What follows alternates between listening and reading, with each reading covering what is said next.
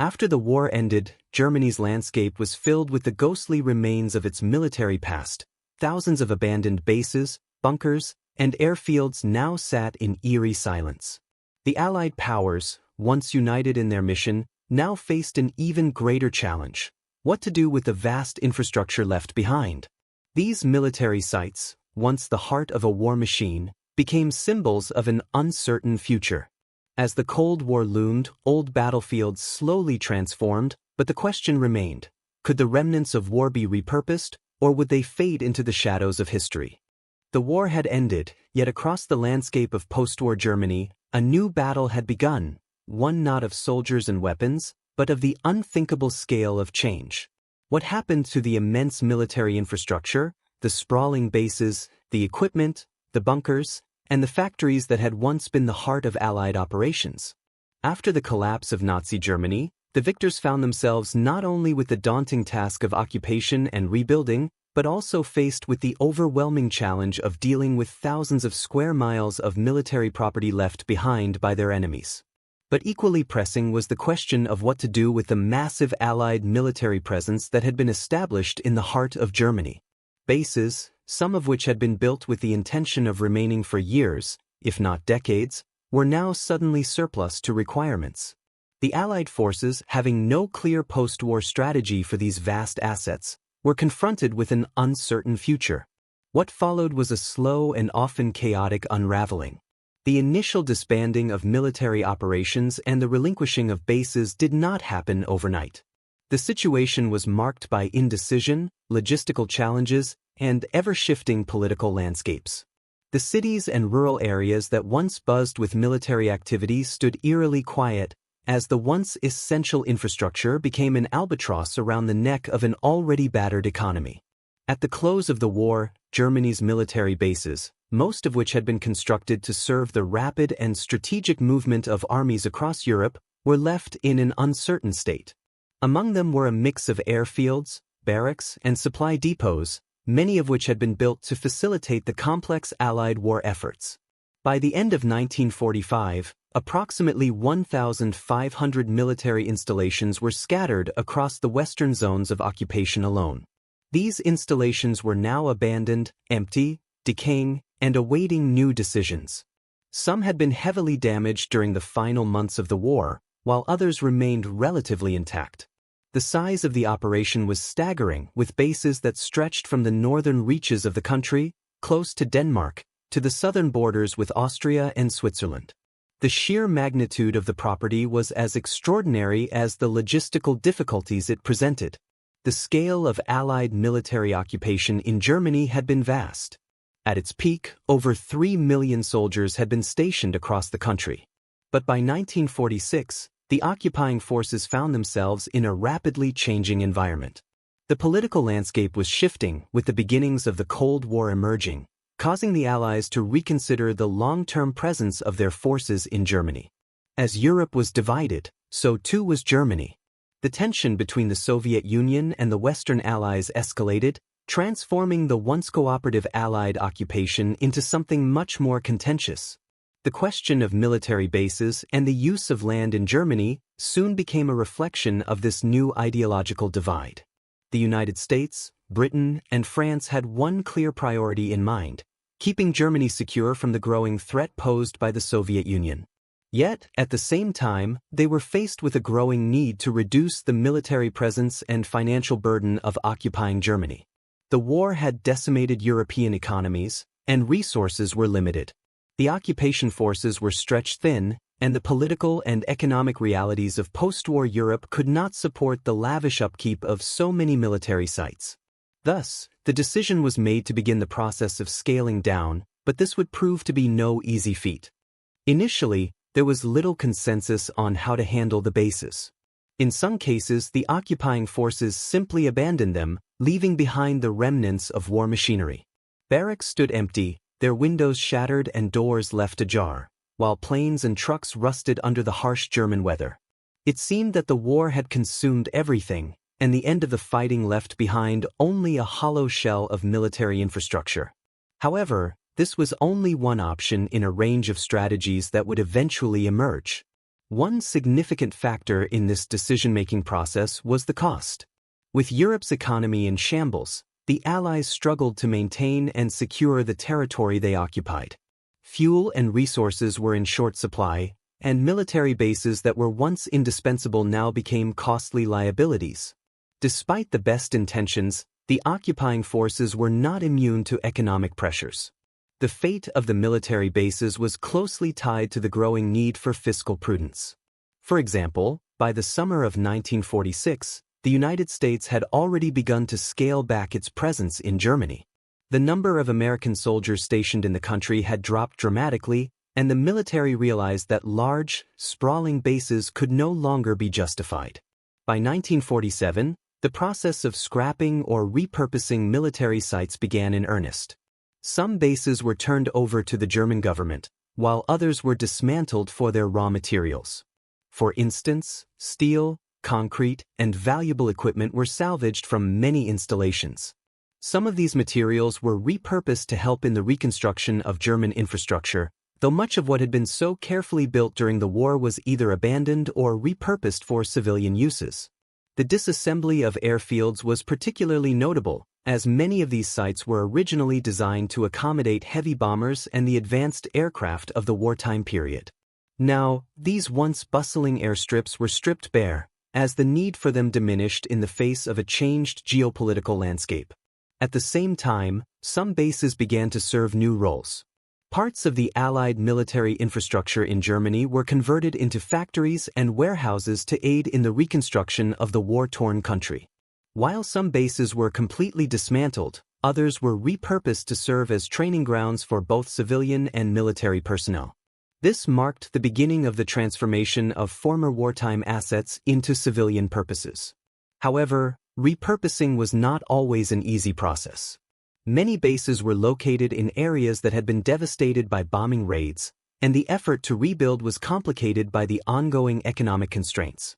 Even when repurposing was possible, the efficiency of these new functions was often limited by the lingering presence of wartime destruction. The shift from military use to civilian purposes also revealed the unintended consequences of wartime priorities. Facilities that had once been constructed for strategic dominance were now being adapted to support rebuilding efforts. But there were limits to this conversion. With the arrival of the Cold War, some bases were repurposed for defensive purposes in the event of a Soviet advance, as tensions between East and West rapidly escalated. This reflected the changing global situation and highlighted the increasing militarization of Europe, even as the war itself was now over. But there was still no clear plan for the full abandonment or scrapping of many military sites. For every installation that was repurposed, many others lay empty and deteriorating. Whole complexes of buildings, airfields, and military bunkers sat in isolation, slowly crumbling as nature reclaimed them. By 1948, the division of Germany had become entrenched, and the Western Allies had to make difficult decisions about their continued presence. What had once been a complex network of military infrastructure became a reminder of a war that was no longer being fought, but whose consequences continued to reverberate in the form of material waste and social change. The uncertainty of how to proceed with these installations became palpable. As the Cold War began to define the geopolitical reality of post-war Europe, the fate of these bases became intertwined with the larger global struggle between the East and West. The once high-priority military sites were now just relics of a war long gone, their future still uncertain as the Allied powers grappled with the shifting tide of history. After the immediate post-war years, as the Allied forces began to stabilize their presence in Germany, the decisions regarding the military bases grew increasingly complex. By the late 1940s, the Cold War had cast a long shadow over Europe, and the situation in Germany had evolved into a clear division between the Western Allies and the Soviet Union. The new ideological divide made it necessary to reconsider the strategic importance of the military infrastructure that had once been central to Allied operations during the war. With the shifting geopolitical landscape, the fate of the bases that had once been used to wage war now became a reflection of the broader tensions between the East and West. The initial wave of disbandment and repurposing had already seen many of the large military sites in the western zones of Germany dismantled or converted for civilian use. By the time the Cold War took hold, it became clear that many of these bases still held significant military value, especially in the context of the rapidly deteriorating relations with the Soviet Union. As the United States and its allies recognized the increasing threat posed by the Soviet occupation of Eastern Europe, they began to re-evaluate their strategic presence in Germany. The idea of complete abandonment or full-scale destruction was no longer feasible. Instead, the military infrastructure that had once been left to decay or repurposed now had to be re-engineered to serve new purposes, both military and logistical. The rapid disintegration of the immediate post-war rebuilding process had left much of the infrastructure in disarray. Yet, there was still significant investment in what could be salvaged. The decision to maintain or repurpose military bases in the Western zones became intertwined with the political and military priorities of the United States and the other Allied powers. Notably, the establishment of NATO in 1949 cemented the West's commitment to maintaining a military presence in Europe. Germany, as the battleground between two emerging superpowers, was seen as the front line in the struggle against the spread of communism. The military bases, many of which had been originally constructed with heavy machinery and bomb-proof construction techniques, were now integral to the defense strategy of the Western powers. By the early 1950s, the pace of conversion and repurposing of military sites had accelerated. Some bases had already begun to serve new functions, such as housing NATO forces and providing logistical support for the United States' rapidly expanding European military presence. In fact, the United States had established new bases and airfields across the country by this time, as they began to see West Germany as a vital bulwark against Soviet expansion. These bases, many of which had originally been built during the war to support large-scale air operations or armored divisions, were now tasked with supporting an entirely different kind of military structure. Airfields were converted to support jet fighters and bombers instead of the World War II-era aircraft they had once accommodated. The infrastructure that had once been built for large-scale troop movements was adapted to support a new, more mobile form of warfare that relied on rapid deployment, technology, and nuclear deterrence. However, not all of the military bases could be repurposed so quickly or easily. The logistical challenges were immense, as many of the sites were still located in areas that had been heavily bombed or otherwise damaged during the war. Even as the Cold War demanded a heightened military presence, the process of repairing and adapting the infrastructure to meet these new demands was slow. The work required to convert these former military hubs into fully functional Cold War-era bases was extensive and often involved replacing outdated equipment, improving storage facilities, and installing new communications infrastructure. The sheer scale of the operation made it clear that there was no easy solution, and it required a significant amount of time and resources to bring these bases back to operational standards. For the bases that had been left abandoned or dismantled, there was a quiet and gradual process of repurposing the land itself. As parts of Germany's economy began to recover, the government and private sectors sought to make use of the land once occupied by military installations. While some of these bases were simply returned to the German state, many were leased or sold for commercial purposes. The once secure perimeters of military bases became attractive sites for new industries, factories, and housing developments.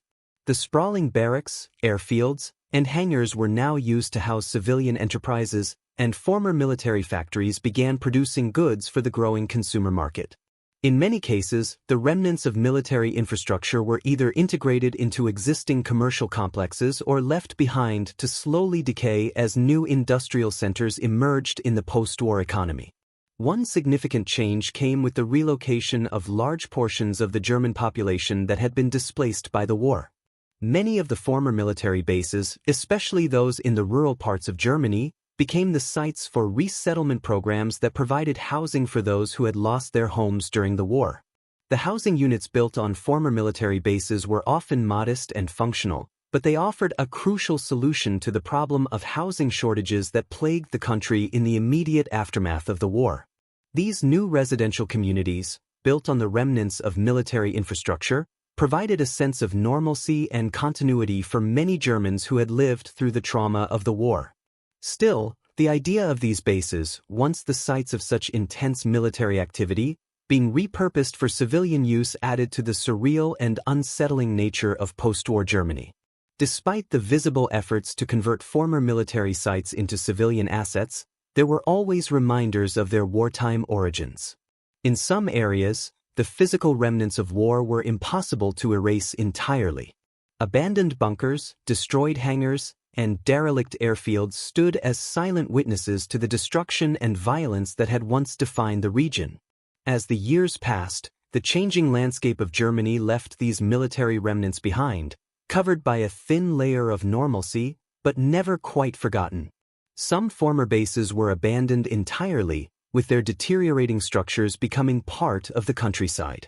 These forgotten bases became part of Germany's post-war identity, slowly reclaimed by nature, but always serving as a reminder of the war's aftermath. While the West had begun to repurpose and re-engineer many of the military sites for Cold War purposes, the Soviet zone of occupation in the East saw a very different set of circumstances. The Soviet Union, having secured its own occupation zones, began to repurpose some of the remaining German military bases for their own strategic needs. The Soviet approach to post-war occupation was less concerned with the restoration of civilian infrastructure and more focused on maintaining military control over the region. The military bases in the Soviet-controlled sectors were primarily used for the continued presence of Soviet forces and the suppression of any resistance or attempts at political autonomy. While the Western Allies had begun to reduce their military presence in Germany after 1949, the Soviet Union maintained a firm grip on its sector, converting many former German military installations into key components of its own military machine.